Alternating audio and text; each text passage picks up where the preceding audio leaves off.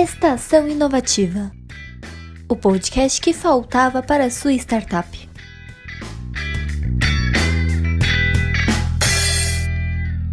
Tudo bem, pessoal? Eu sou a Maria Tereza, do Inovativa Brasil, e para dar início a essa nossa conversa, eu vou apresentar as nossas convidadas, começando pela Luísa, que é economista, formada pela Unicamp, possui especialização em marketing internacional e gestão estratégica pela University of La Verne, na Califórnia, nos Estados Unidos, e pós-graduação em inteligência de mercado pela FIA, e atuou por 7 anos na empresa Shell, majoritariamente em marketing e cargos comerciais. Pouco mais de um ano ela migrou para o setor de tecnologia, onde ela tem tido a oportunidade de mesclar sua visão de estratégia e de negócio com a visão técnica, integrando o time da Inloco, empresa pernambucana de tecnologia de geolocalização. Luísa, obrigada por ter aceitado o nosso convite. Conta pra gente um pouco mais sobre a experiência. Obrigada a vocês, boa tarde a todos. Na verdade, eu fiz uma mudança mais recente, bem brusca na carreira. Então, eu atuei durante 7 anos em uma empresa que tem 100 e poucos anos e passei para uma que agora tem pouco mais de 10, ou chegando em 10, na verdade, anos no mercado. Então, foi uma mudança muito grande para mim.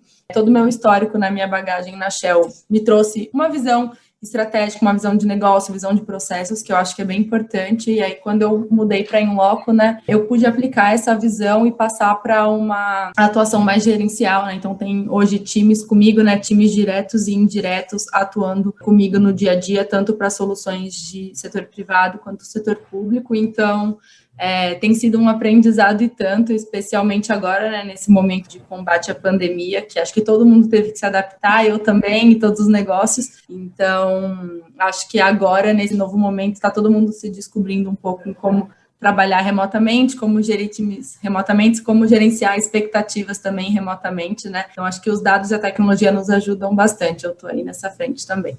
Legal, obrigada de novo por ter aceitado o nosso convite, Luísa. Seguindo para a nossa próxima convidada, quem vai participar da conversa junto com a gente também é a Ana Paula Candeloro, que é advogada pela USP, mestre em finanças sustentáveis pela Universidade de Cambridge, na Inglaterra, e conselheira certificada pelo Instituto Brasileiro de Governança Corporativa, o IBGC. Ana, muito obrigada também por ter aceitado o nosso convite. Conta para a gente um pouquinho da sua trajetória. Obrigada a vocês, prazer estar aqui. Bom, além do que vocês já comentaram, eu iniciei minha carreira em escritório de advocacia, depois eu me mudei para a Itália, aí voltei para o Brasil e comecei a trabalhar no mercado financeiro e de capitais, na Faria Lima. Mas, assim, o que eu quero destacar, acho que, assim, uma grande, vamos dizer assim, epifania foi em 2013, por conta do meu mestrado, quando eu comecei a tomar conhecimento com temáticas relacionadas a finanças sustentáveis, investimentos de impacto, capitalismo consciente, sistema B. Isso realmente foi um turning point na minha vida e fez com que, então, permeasse, as minhas mentorias com uma linha mestra, vamos dizer assim, Porque lá em Cambridge a gente aprendeu muito a ser agentes de mudança, para um mundo melhor, para que o mundo deixasse de ser, egocentrado e passasse a ser ecofocado, Parafraseando o professor Otto Scharmer, que é o professor do MIT e criador da teoria U.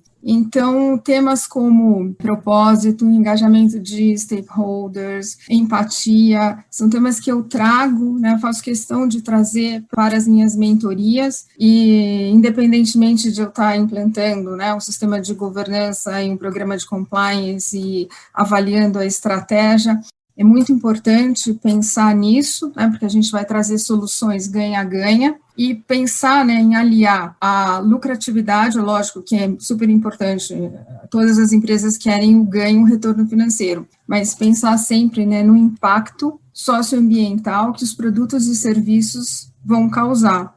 Esse é o meu mote, e é isso que eu trago, que eu porto, e é muito importante a gente ter essa visão sistêmica, essa visão holística e sermos agentes de transformação para um mundo melhor. Agradeço novamente a sua disponibilidade de participar aqui com a gente.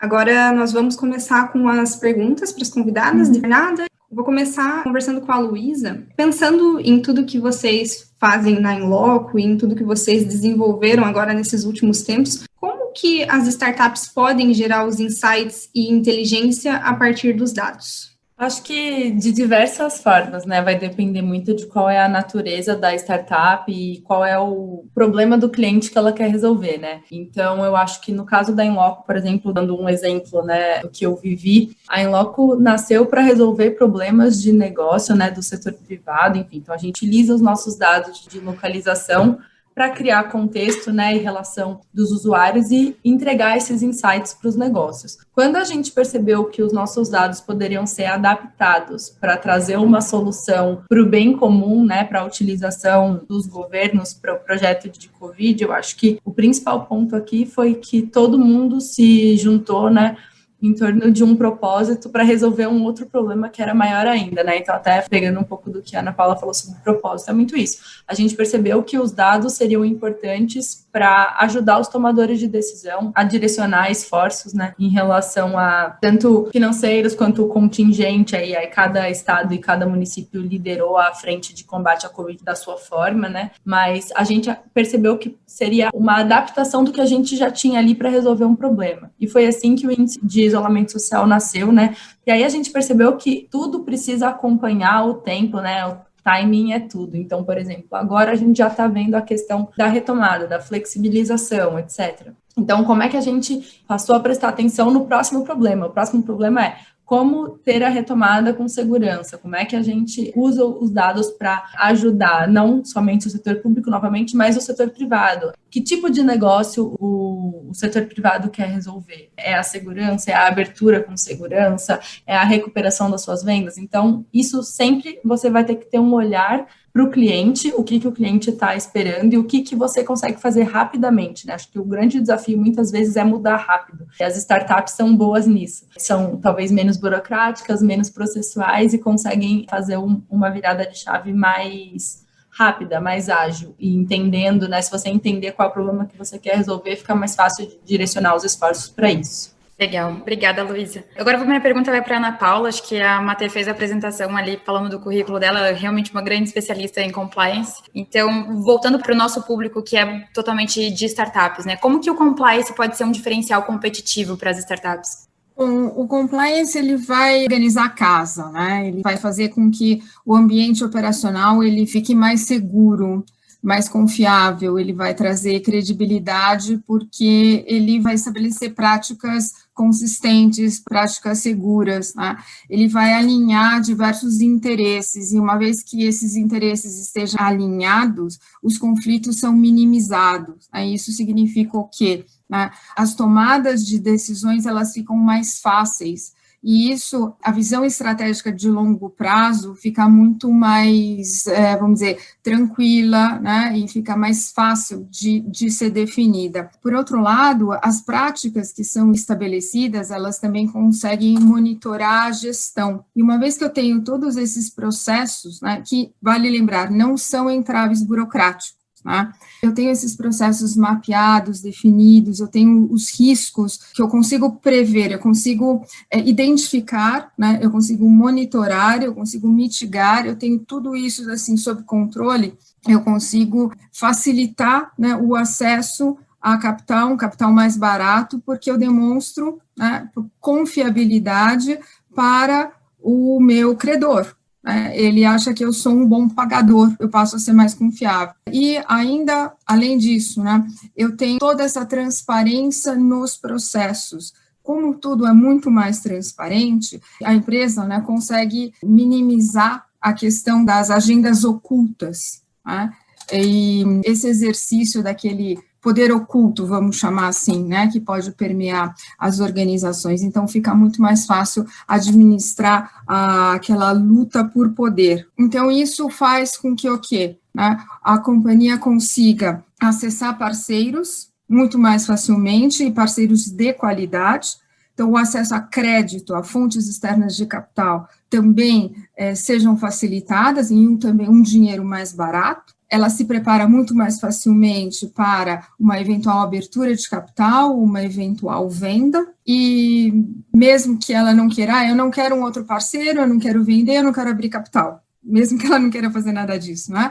Eu digo, ela estará sempre no controle do seu próprio negócio, né? Porque no momento em que ela queira eventualmente fazer tudo isso, ela estará preparada ela não vai perder o tempo, porque se um dia ela quiser, né, ela vai perder muito no valuation, porque vai chegar um momento que o investidor fará uma diligência, a empresa acha que ela vale 100, o investidor fala, não, vale 50, porque vai chegar ali o questionário do diligence no checklist, ela não conseguirá cumprir. Então, se ela conseguir fazer todo esse processo, né, com tranquilidade, numa escala de tempo, ela ganha muito mais valor. Então, é só um ganho, na verdade, né? Que legal. Eu vou aproveitar que a Luísa já comentou um pouquinho, né, sobre o índice de isolamento social que a Inloco está trabalhando, né, desde o começo da pandemia. Esse foi todo um período de muita incerteza e nesse período de incerteza a Inloco conseguiu fornecer umas informações um pouco mais precisas sobre a pandemia, né? Como que foi montar essa ferramenta e usar os dados para ajudar as pessoas a entenderem um pouco mais do que estava acontecendo? Acho que um passo atrás é explicar um pouquinho sobre como a tecnologia funciona, né? Como é que a gente construiu isso. Então, a tecnologia da Inloco está nos celulares das pessoas. A nossa tecnologia vai embarcada em uma rede de aplicativos parceiros e aí, mediante o consentimento do usuário em compartilhar sua localização, é quando a gente passa a receber única e exclusivamente essa informação. Então, não tem nome, não tem CPF, não tem nada disso associado, nenhum dado pessoal do usuário, e sim apenas o dado de localização. E o que a gente fez, né? A gente passou a agregar essas informações dos dados de localização. Então, dando o exemplo do meu próprio telefone aqui, né? Esse telefone tem algum dos aplicativos que tem a tecnologia da Inloco instalada, e eu escolhi compartilhar a minha localização.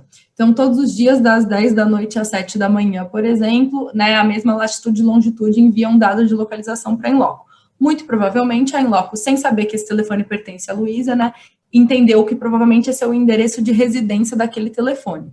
E por conta disso, a gente foi agrupando, então, de forma agregada, realmente, a gente nunca compartilha dados individualizados, a gente foi agregando em regiões, né, percentualmente falando, qual foi o percentual dos dispositivos que não saíram de casa naquele determinado dia. Então, essa é a lógica por trás do índice de isolamento social. Nenhum dado pessoal captado e a gente conseguiu entregar isso para uma parcela bastante grande da população. Então, hoje a Inloco tem 60 milhões de usuários na sua base, né? Então, são 60 milhões de usuários mapeados, sendo 35 milhões com a localização sempre ativa. Então, a gente tem uma amostra estatisticamente bastante relevante. Então, a partir disso, a gente começou a agrupar essas informações e disponibilizar essas informações para os estados. Então, por exemplo, no estado de São Paulo, quantos % dos dispositivos ficaram em casa naquele dia? Então, foi assim que a Inloco construiu isso e acho que é importante reforçar que toda essa iniciativa do isolamento social, ela é uma iniciativa pro bono. A gente entendeu que seria importante compartilhar com os tomadores de decisão um dado tão poderoso, né? Um dado que tem aí quase entre 1/3 e 1/4 da população brasileira mapeada.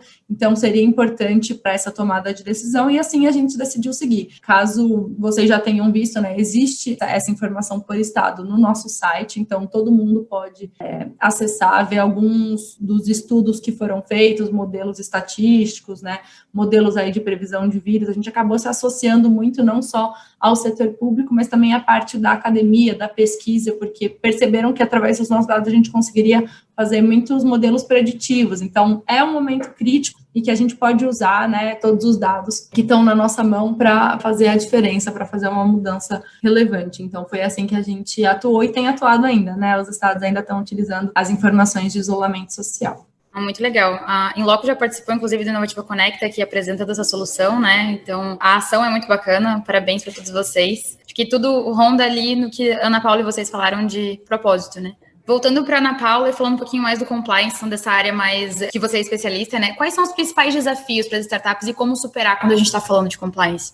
Bom, o desafio do compliance para a startup, é entender que o compliance é um valor agregado. Acho que isso é um grande desafio. E entender que ele pode significar uma garantia de um... Eu criei essa frase, né, para os meus alunos, porque era difícil explicar o que era compliance, né, e qual a vantagem, né, em uma frase, do que ficar explicando ali tudo, fazendo um longo discurso, né. E aí eu gosto de falar que ele pode ser visto, né, como uma garantia de fluxo de caixa futuro positivo. E aí, por que isso, né? por causa de todas aquelas coisas que eu falei no início, ele vai garantir que a companhia basicamente não faça nenhuma bobagem, não tenha problemas, e esses problemas, o que eles geram? Geram pagamento de multas, imposição de penalidades, perda do valor econômico, né, perda de valor reputacional, e isso tudo, então, vai acontecer o quê? Né? Perda de caixa. E com todos aqueles mecanismos, né, de controles,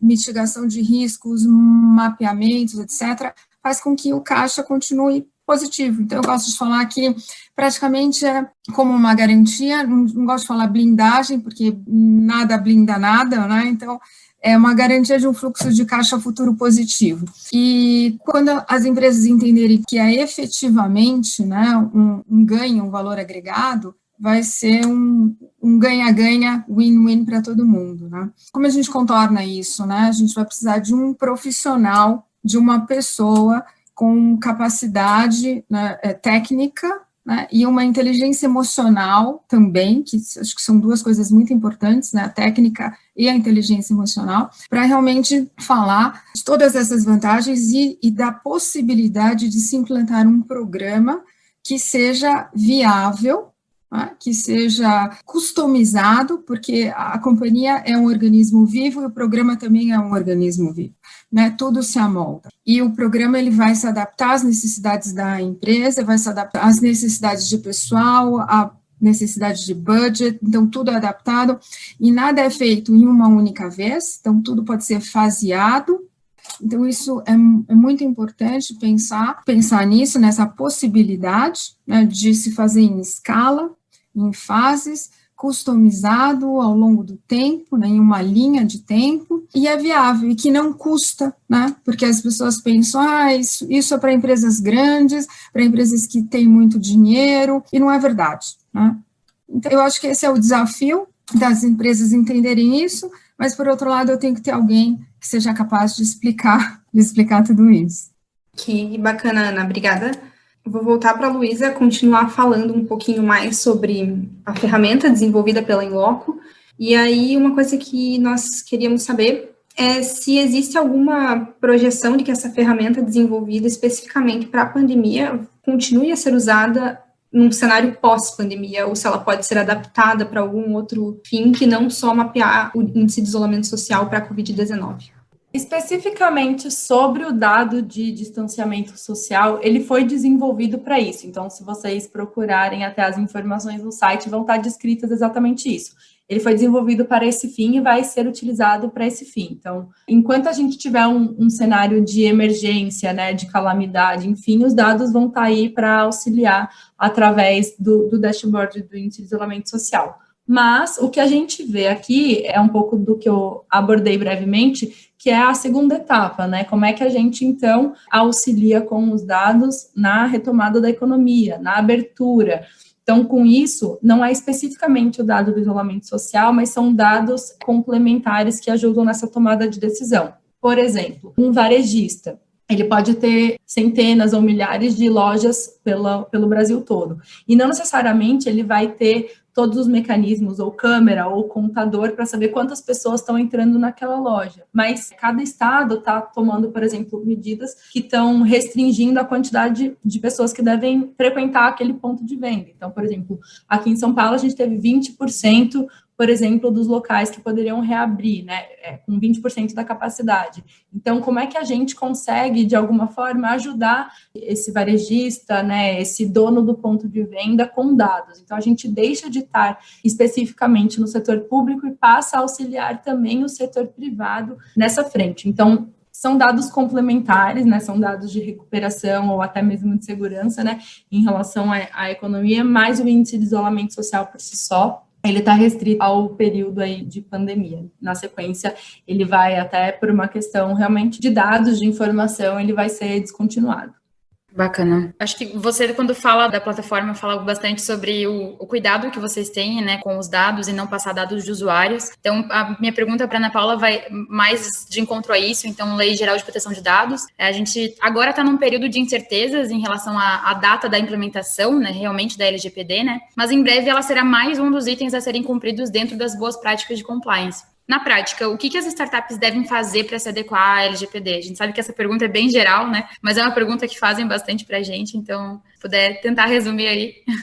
Olha, eu acho que, para resumir, eu aplicaria o famoso 5W2H, respondendo aquelas perguntinhas, né? Então, vamos lá. Acho que primeiro pensar no what, então no quê, né? Então, o que seria o dado sensível? Eu tenho dado sensível na minha empresa? Então, o que é o dado sensível? Eu lido com ele?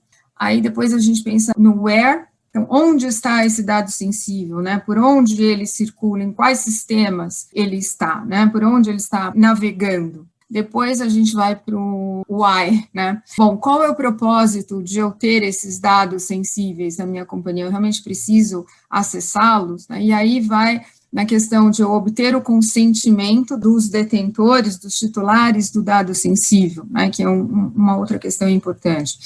Depois no who, que é quem acessa, quem tem o direito de acessar esses dados sensíveis, quem está lidando com eles. Depois o when, é quando esses dados podem ser solicitados, porque aí tem a questão de, se for para o cumprimento dos negócios normais da própria empresa, a solicitação não é necessária, ou isso tudo tem que ser analisado. Depois where, que é onde ele é processado. Depois a gente vai para o how, que é como ele é protegido, tem todos os sistemas de proteção, e isso depois a gente vai ter que pensar nos relatórios, né, todos os reportes de incidentes, os casos de vazamento e as respostas aos incidentes, né, que isso, o oficial, o Data Protection Officer, o oficial de proteção de dados vai ter que ser a pessoa responsável pela elaboração desses relatórios. E depois o how much, o quanto eu tenho de budget, né, para investir na implementação de tudo isso. Então, designar uma pessoa, que é esse oficial, que vai ser aquele interlocutor, não só com a Autoridade Nacional de Proteção de Dados, como também com os próprios colaboradores, já é um ponto importante, porque ele vai ter que entender a norma, entender quais são as responsabilidades, ele vai responder às dúvidas, né, esclarecer os pontos junto aos colaboradores, ele vai receber as reclamações, ele vai também se encarregar de providenciar esse tal desse relatório, e é importante também estabelecer as metodologias. Isso é uma coisa que eu acho que vai ser, vamos dizer, a mais trabalhosa, né, de implantação das metodologias, e acho que são essas as preocupações, acho que mais importantes. Então, começar pelo 5W e 2H, respondendo essas perguntas, sim, para ser uma coisa mais rápida e fácil, eu acho que eu começaria por aí.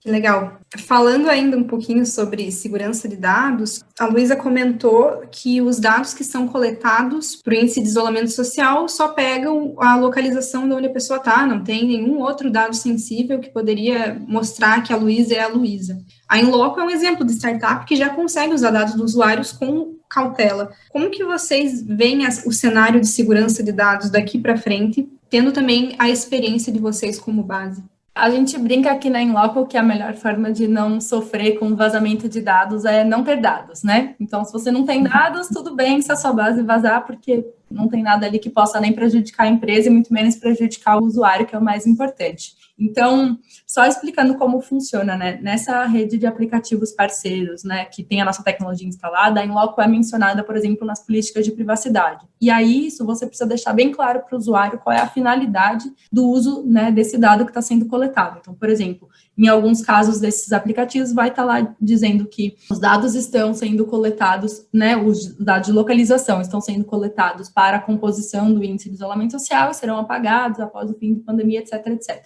Beleza.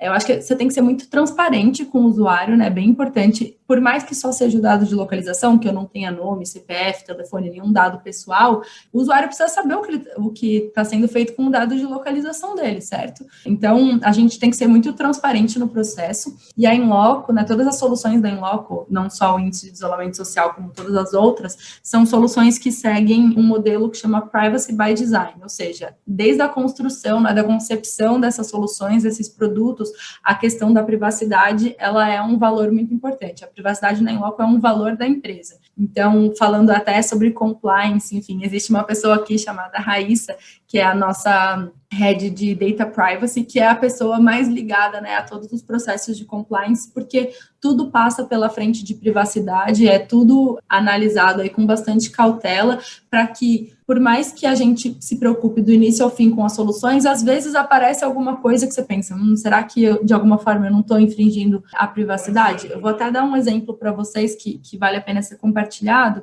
O índice de isolamento social, ele tem uma informação geral, né, e a informação é D-1, ou seja, hoje a gente está vendo dados de isolamento social de ontem. Num dado momento, a gente começou a discutir, porque a gente passou a receber muita demanda, né, dos governos, se a gente não poderia mapear a aglomeração. Vocês não podem mapear a aglomeração, porque seria importante para a gente entender, né, quais são as regiões mais críticas, etc., E aí, no momento em que eu mapeio a aglomeração e o dado passa para quem vai utilizar o dado, né, o tomador de decisão, eu não tenho como garantir o que vai ser feito, né, com esse tomador de decisão. Ou seja, a gente poderia correr o risco de identificar o usuário da pior forma possível, ou seja, talvez ali uma medida coercitiva para dispersar a aglomeração, não necessariamente ia ser uma medida de conscientização, ela poderia ser uma medida coercitiva. Então, eu estou descobrindo quem é o usuário da pior forma possível, se eu estou mapeando uma aglomeração ali em tempo real. Então, a gente descontinuou essa solução, né, nem chegou a colocá-la como parte do índice, porque eu acho que é um bom exemplo de um risco que a gente estaria correndo, que o usuário estaria correndo, né, nessa frente. Então, isso tudo para dizer que aqui na Inloco a gente pensa nisso, né, a gente está totalmente compliance com a LGPD, que vai entrar em vigor agora em agosto. A gente vê muitos dos clientes até nos pedindo ajuda, né, como é que vocês podem nos ajudar, até uma espécie de consultoria de como é que isso poderia ser levado para a solução dos outros negócios. Então, eu acho que é super importante, precisa sim ser levado com muita seriedade. Os nossos dados são muito poderosos para fazer negócios, mas são um risco muito grande para o usuário, né, final. Então, a gente tem que ter muita responsabilidade em ter dados nos nossos negócios. Então, acho que fica aqui até uma mensagem muito mais de conscientização do risco, e todos nós, né, nenhum de nós quer ver os nossos dados por aí sem saber exatamente para que eles estão sendo utilizados, né, que podem, de alguma forma, acabar com resultados negativos aqui para a gente. Com certeza. Acho que é muito mais sobre a responsabilidade, né, de ter esses dados do que realmente sobre ter uma normalização, uma legislação falando sobre isso, né. A gente vê que tem uma preocupação muito grande das startups em relação à LGPD, a esse lançamento, então o que elas têm que se adaptar para ficarem adequadas à nova lei, né? Mas a gente sabe que as startups devem utilizar os dados de forma inteligente, dentro das normas, mesmo já sem a lei estar em vigor, né? E pensando nisso, perguntar para a Ana, quais são os impactos que a lei já tem para quem já toma as medidas exigentes de segurança de dados? Eu acho que quem já está tomando medidas vai ter que, assim, voltar a fazer uma leitura da norma e se preocupar com a formalidade, porque a norma exige muita metodologia e processos e um monitoramento. Então, metodologia de classificação do dado, como coletar o dado, como guardar o dado, se preocupar com trilha de auditoria, se preocupar em muita preocupação com formalização. Então, hoje, as empresas podem já estar fazendo, né, várias coisas, só que elas vão ter que se adequar exatamente, né, ao texto da norma. Então, essa preocupação com o formalismo, acho que uma preocupação a mais, tá? Então, ter uma figura, né, de uma pessoa especificamente responsável por isso, a preocupação com o relatório, estabelecer todo um processo de resposta aos incidentes, a questão do plano, a gestão de crise, enfim, eu acho que as respostas, né, aos incidentes. Então, eu acho que essa questão mais de o que fazer quando der errado, acho que essa preocupação com a forma, né, em cumprir mais com a norma, estabelecer as políticas, os processos e os procedimentos. Classificação e metodologia, eu diria, são as palavras mais importantes para quem já está fazendo, né, para se adequar. Isso, acho que essa vai ser a parte mais trabalhosa. Com certeza. Dá trabalho, mas vale a pena, né? Super necessário, né? E eu acho que obter os consentimentos também vai ser uma outra parte bastante trabalhosa, o investimento em sistemas, também, verificar qual o tipo de dado que transita na companhia, fazer esse levantamento também vai ser bastante trabalhoso. Que bacana, Ana e Luísa. Agora a gente já está chegando ao finalzinho e sempre quando a gente está finalizando a conversa, a gente pede para as convidadas deixarem uma mensagem final. Então, Luísa, se tu quiser começar, para a gente encerrar o nosso papo. Bom, então, na verdade, primeiro eu agradecer, né, a oportunidade de estar aqui conversando com vocês, contando um pouco mais do que a Inloco faz, né, e do porquê que esse foco em privacidade, né, surgiu e como é que a gente está, de alguma forma, ajudando a sociedade, trocar um pouco com a Ana também. Acho que o meu histórico na Shell, ele estava muito ligado a isso, processos, compliance e tudo mais, então eu tentei absorver ao máximo e levar isso adiante. Então, e a gente tem que sempre se renovar, se reciclar, né, nesses momentos são tão críticos, e aí é que a gente começa, eu acho que trabalhar em uma empresa, trabalhar em um negócio é uma via de mão dupla, né, você precisa se identificar com o negócio e o negócio também precisa se identificar com você. Às vezes, quando a gente tá num processo, até num processo seletivo, sei lá, a gente pensa, ai, nossa, eu gostei muito dessa empresa, puxa, mas ela tem que gostar de você de volta, você tem que se identificar com aquilo, e eu vejo muito isso, assim, cada vez mais a gente procurando propósito no que faz, procurando como estar o mais alinhado possível com a sociedade, com a devolução, né, para a comunidade em que a gente está inserido.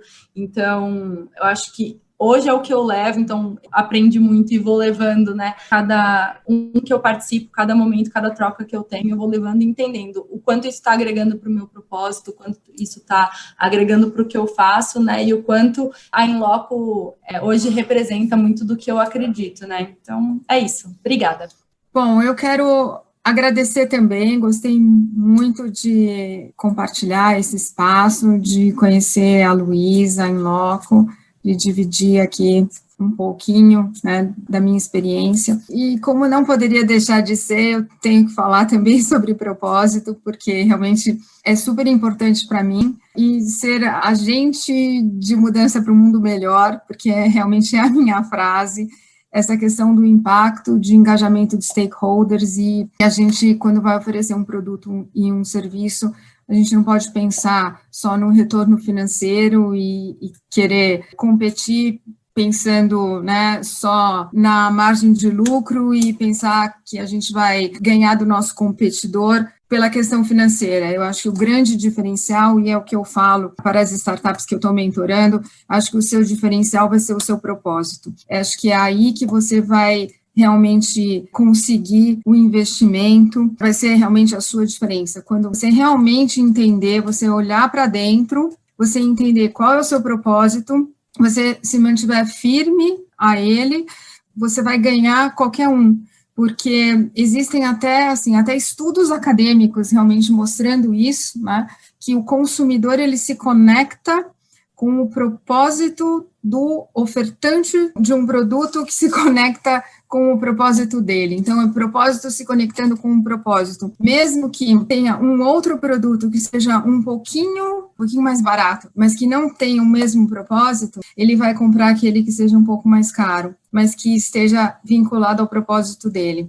Então, eu acho que a gente tem sempre que explorar, né, essa questão do propósito e pensar sempre no impacto, né, das nossas ações na sociedade e no meio ambiente. Isso é fundamental, porque a gente tem que pensar no bem-estar coletivo e pensar que a gente vive em sociedade, e a gente tem que construir um mundo melhor para todo mundo. E a gente tem que sair do ego e ir para o eco. Eu nunca posso deixar de me esquecer do Otto Scharmer, dessa frase, e eu acho que esse é o recado. A gente tem que parar de ser egoísta e pensar no coletivo. Muito legal. Acho que deu para aprender muito sobre dados, sobre impacto, sobre propósito. Então, a gente que agradece muito por vocês terem aceitado o nosso convite, participar. A gente sabe que está corrido para todo mundo, né? Fiquem ligados nas nossas redes sociais, @Inovativa Brasil. Até a próxima. Obrigada. Esse podcast foi produzido pelo Inovativa Brasil, política pública realizada pela Secretaria Especial de Produtividade, Emprego e Competitividade do Ministério da Economia e pelo SEBRAE, com execução da Fundação CERT.